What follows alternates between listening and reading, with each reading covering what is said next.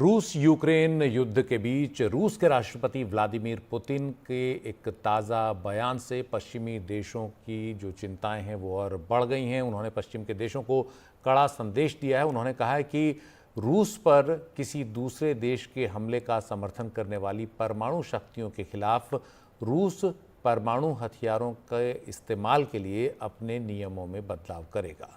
उन्होंने कहा, रूस पर हमले में परमाणु शक्ति वाले देश अगर गैर परमाणु शक्ति वाले की मदद करें तो इसे वो एक साझा हमला मानेंगे। मिसाइल, ड्रोन, हवाई जहाज से हमले पर जवाब दिया जाएगा। अमेरिका, आपको बता दें, इस मामले में अमेरिका और कई पश्चिमी देश यूक्रेन की मदद कर रहे हैं और ये एक तरह से सीधी धमकी उन तमाम देशों को है। उधर यूक्रेन के राष्ट्रपति ज़ेलेंस्की जो है वो चाहते हैं कि उन्हें पश्चिमी देश अधिक से अधिक हथियार दें ताकि वो रूस से लंबी लड़ाई लड़ सकें।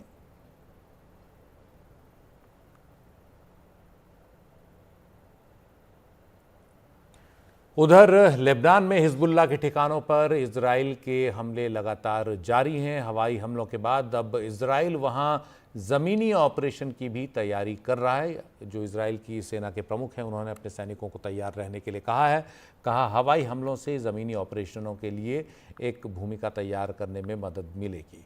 काफ़ी ताबड़तोड़ लेबनान में हमले हुए हैं, ख़ासतौर पर दक्षिणी लेबनान से लेकर बेरूत तक हिजबुल्लाह के ठिकानों पर, और हिजबुल्लाह को काफ़ी नुकसान इजराइल ने पहुंचा दिया है।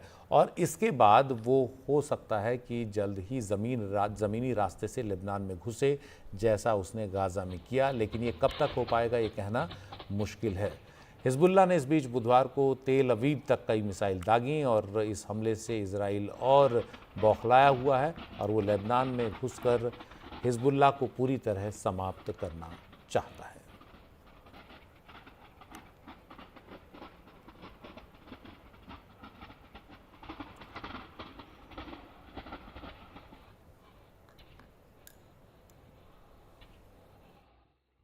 इजराइल जल्द ही लेबनान में ज़मीनी ऑपरेशन शुरू कर सकता है। इस बात का संकेत खुद इजराइल डिफेंस फोर्स के प्रमुख chief of staff lieutenant general Herzi Halevi ने दिया है। हावेली ने ये बात जो है वो नॉर्दर्न बॉर्डर पर सैनिकों को संबोधित करते हुए कहा, इजराइल के जो नॉर्दर्न बॉर्डर से ही दक्षिणी लेबनान का जो इलाका है वो लगता है जहाँ इजराइल ने कई बड़े हवाई हमले किए हैं पिछले कुछ दिनों में या कहें तो कुछ हफ्ते में। इसी बात का जिक्र करते हुए सेना प्रमुख ने कहा कि हवाई हमलों के जरिए एक ज़मीन तैयार की जा रही है, एक पृष्ठभूमि तैयार की जा रही है ताकि इजराइल की सेना दुश्मन के इलाके में घुस सके और हिजबुल्लाह की तबाही को आगे बढ़ा सके। तो ये कुछ वैसा ही है जैसा कि गाज़ा में ज़मीनी ऑपरेशन शुरू करने से पहले इजराइल ने तैयारी की थी और उसके बाद ज़मीनी ऑपरेशन शुरू किया।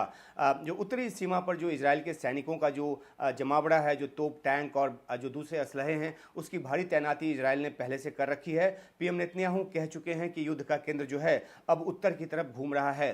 अब तक के हमलों को लेकर इजराइल का यही कहना रहा है कि उसने हिजबुल्लाह के रॉकेट और मिसाइलों के ज़ख़ीरे को नष्ट किया है बड़ी तादाद में, और कई कमांडर जो हैं हिजबुल्लाह के मारे गए हैं, जिससे उसका कमांड एंड कंट्रोल जो सिस्टम है वो भी चरमराया है। सोमवार को इजराइल का जो हमला हुआ उसमें 550 से अधिक लोग मारे गए, हालांकि इनमें महिलाएं और बच्चे भी शामिल हैं, जिसको लेकर सवाल उठ रहे हैं। इस बीच अमेरिका, फ्रांस और कुछ और देशों ने इजराइल हिजबुल्लाह के बीच तुरंत 21 दिनों के युद्ध विराम की मांग की है।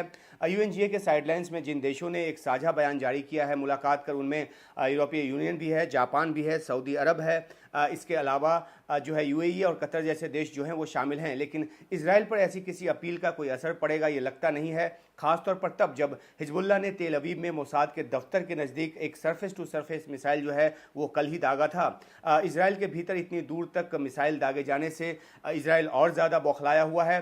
सैन्य प्रमुख हावेली ने कहा है कि आज जो हिजबुल्लाह ने अपने हमले का जो रेंज बढ़ाया है, लेकिन जल्द ही उसे इसका माकूल जवाब मिलेगा, कठोर जो जवाब है वो मिलेगा। अब ये माकूल जवाब जो है वो और ज़्यादा तेज़ हवाई हमले के ज़रिए दिया जाएगा या ज़मीनी ऑपरेशन शुरू करने के ज़रिए, ये तो अभी साफ नहीं है। लेकिन इजराइल अपनी तरफ से पूरी तैयारी कर बैठा है और कभी भी इजराइल जो है और हिजबुल्लाह के बीच ज़मीनी लड़ाई शुरू हो सकती है। इजराइल की जो सेना है वो दक्षिणी लेबनान के इलाके में घुस सकती है। और इससे पहले हमने आपको बताया था कि रूस के राष्ट्रपति व्लादिमीर पुतिन ने यूक्रेन का साथ देने वाले पश्चिमी देशों को क्या धमकी दी है, इस पर ज़्यादा जानकारी दे रही है हमारी सहयोगी कादम्बिनी शर्मा। रूस के राष्ट्रपति व्लादिमीर पुतिन ने कहा है कि अगर कोई नॉन न्यूक्लियर स्टेट, जो गैर परमाणु शक्ति देश है, अगर किसी न्यूक्लियर स्टेट के बैकिंग से रूस पर हमला करता है तो ये एक सीधा केस होगा जहां पर रूस अपने परमाणु हथियार इस्तेमाल कर सकेगा। बुधवार रात को अपनी सिक्योरिटी काउंसिल से बैठक के बाद उन्होंने इस बात का बयान दिया है कि रूस जो है वो अपनी प्री कंडीशन, शर्तें और नियम परमाणु हथियारों के इस्तेमाल के लिए बदल सकता है। उन्होंने कहा है कि नई जो रूल्स होंगी, नए जो रूल्स होंगे उसमें साफ तौर पर रूस ये शर्त रखेगा कि अगर इस तरह से कोई भी कन्वेंशनल मिसाइल स्ट्राइक भी होता है जहां पर दो देश इस तरह से मिलकर कर रहे हैं, या फिर ड्रोन मिसाइल या एयरक्राफ्ट से उसकी टेरिटरी में हमला होता है, तो वो एक क्रिटिकल थ्रेट देश के प्रति माना जाएगा और ऐसी स्थिति में रूस जो है वो परमाणु हथियार इस्तेमाल कर सकता है।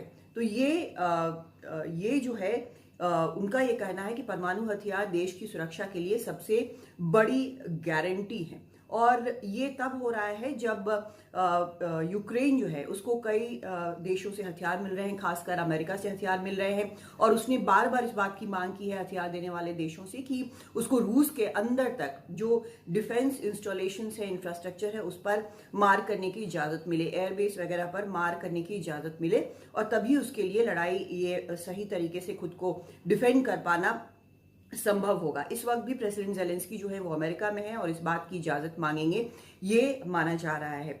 और इस बयान को लेकर जो चीफ ऑफ स्टाफ है, आर्मी स्टाफ है ज़ेलेंस्की के, उन्होंने ये कहा है कि असल में रूस जो है वो पूरी दुनिया को ब्लैकमेल करने की कोशिश कर रहा है। हालांकि दूसरे विश्व युद्ध के बाद से एक डेटरेंस की पॉलिसी परमाणु हथियारों को लेकर अमेरिका और रूस के बीच रही है, जहां पर ये कहा गया है कि अगर कोई भी इस्तेमाल करता है तो दोनों देशों की बर्बादी जो है वो तय है।